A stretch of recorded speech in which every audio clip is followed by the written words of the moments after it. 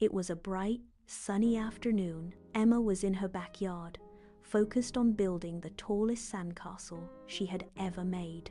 She carefully shaped each tower and smoothed the walls with her small hands. Suddenly, a strange, soft sound drifted from the sandbox. "Huh?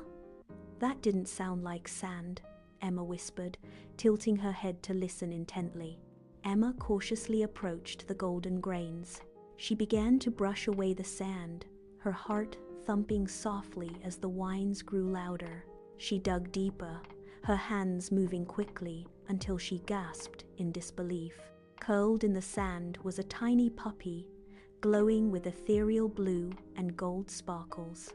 "Oh my goodness, you're a puppy, and you're glowing."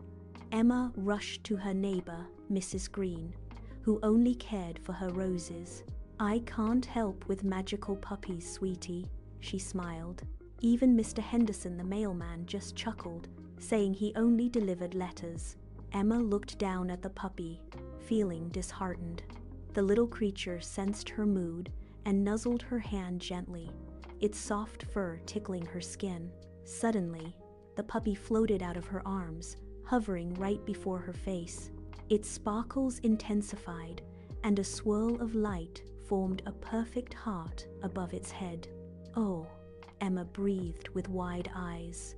"You're not lost. You're choosing me." The puppy barked happily, its tail wagging with renewed energy. "I will take care of you," she promised. Emma carried her new friend, Spark, inside to a cozy blanket. From that day on, they were inseparable. Sometimes the most magical friends appear when you least expect them. What would you do if you found a magical puppy?